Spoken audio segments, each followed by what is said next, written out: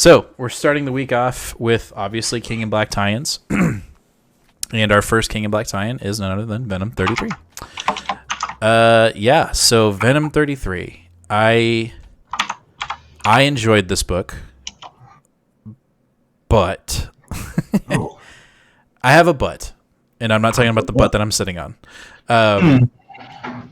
This to me, it's enjoyable. It moves the King in Black storyline, which is great.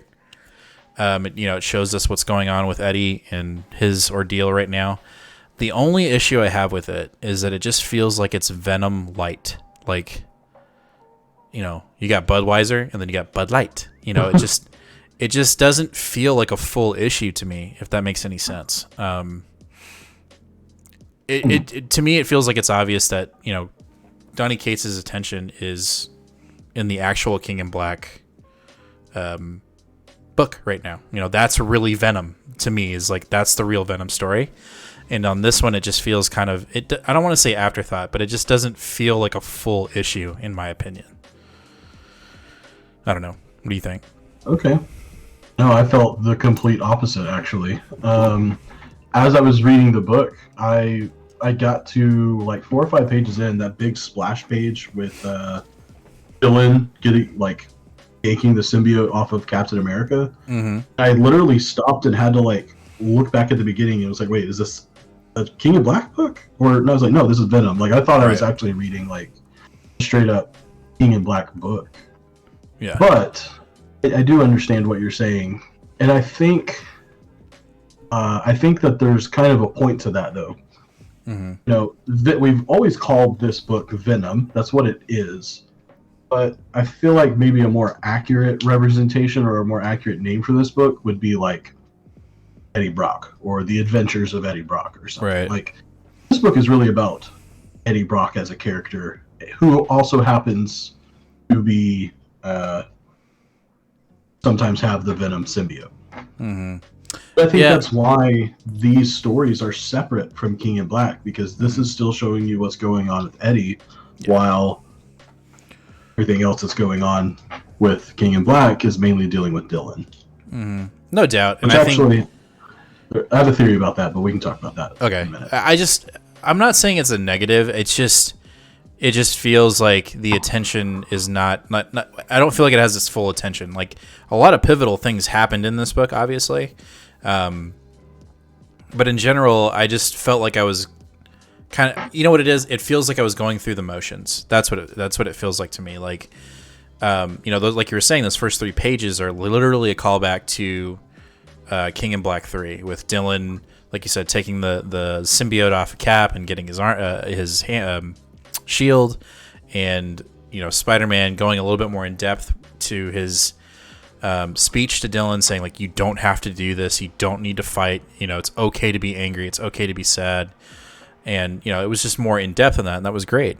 But you're right, like this feels like this book should be called The Adventures of Eddie Brock rather than Venom, because he was literally stripped of his symbiote at the beginning of King in Black. So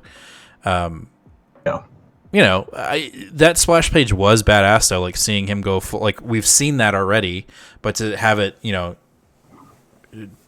be depicted even more and like with more detail was pretty kick-ass. But yeah, what's your theory about Dylan?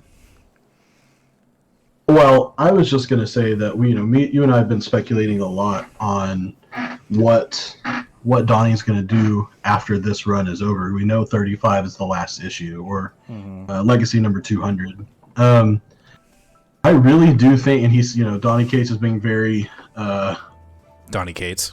overly dramatic. Yeah. Well, yeah, overly dramatic about, this is the last time I'll ever write a Venom book ever. Well, I think it's because Venom has almost, especially with his run, become synonymous with Eddie Brock. I don't think... I think Donny Cates probably isn't done writing symbiote stories. I think he's probably done writing symbiote stories with Eddie Brock as the main protagonist. I think that there's going to be a launch of a new book with Dylan as the main character.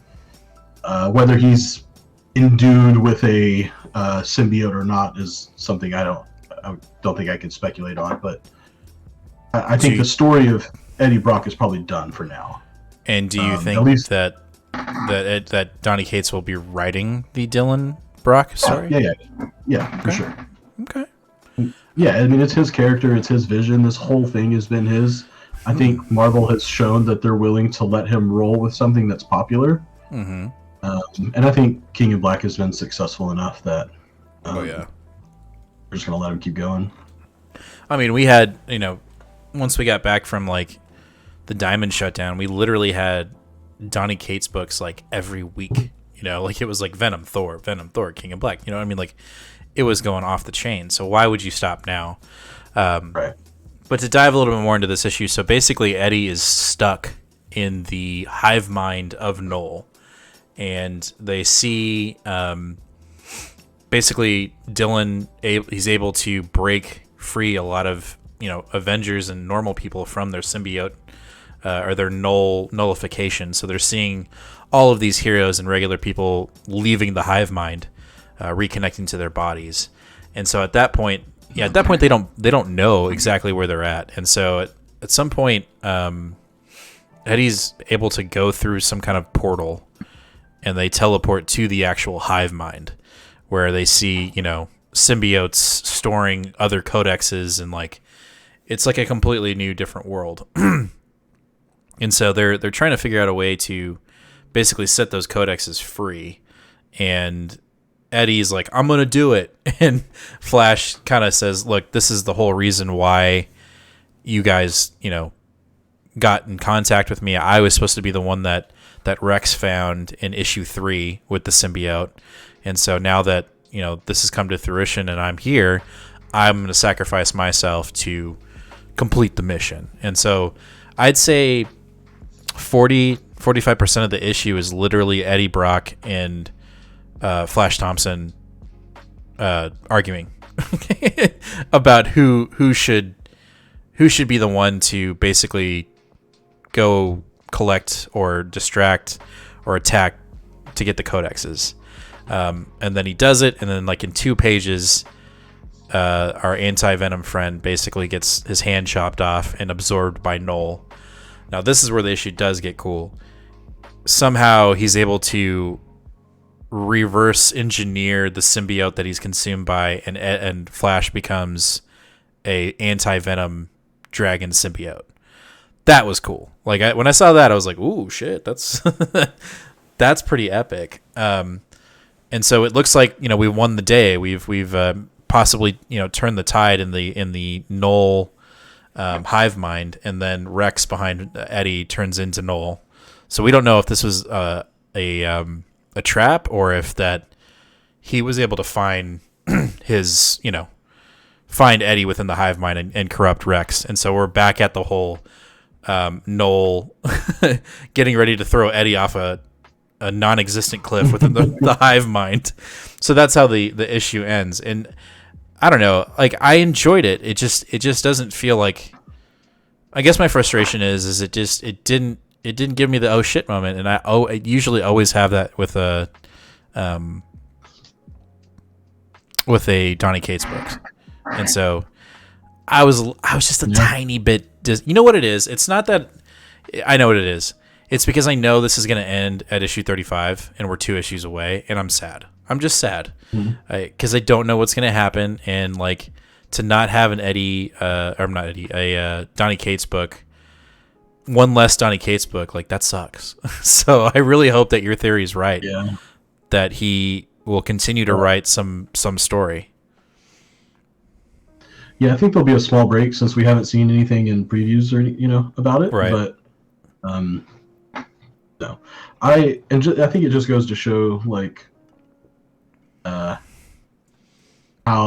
I don't know, expectations can kind of drive a book. Mm-hmm. I think you went into this with a little bit more expectations, and for sure got a little disappointed. And this is actually the second to last King of Black book I read, because I just was like, I don't really care. Yeah. And I would say that this is my favorite tie-in issue so far of any other tie-in issue. Wow. Yeah. I thought the Spider-Man speech was absolutely amazing. I thought the art in this book was bomb. I thought I don't know anything about Flash Thompson, but now I want to go read more about him just because he seems like a total badass. So yeah, I really enjoyed this one. So is this your pick of the week? It's not. Whoa! All right. Well, cool. Well, like I said, I'm not like, oh, I hate this book. No, I loved it. I enjoyed it a lot. It's just, you're right. Like I started my pull this week, like reading my pulls with this book, and it just kind of felt like a deflating balloon. Like, there was, a couple blips of the balloon making a fart noise that made me laugh, but other than that, I wasn't overly impressed. And that, I hate saying that. I hate being that critical. So, but I hold Donny Cates at such a high level. Dare you?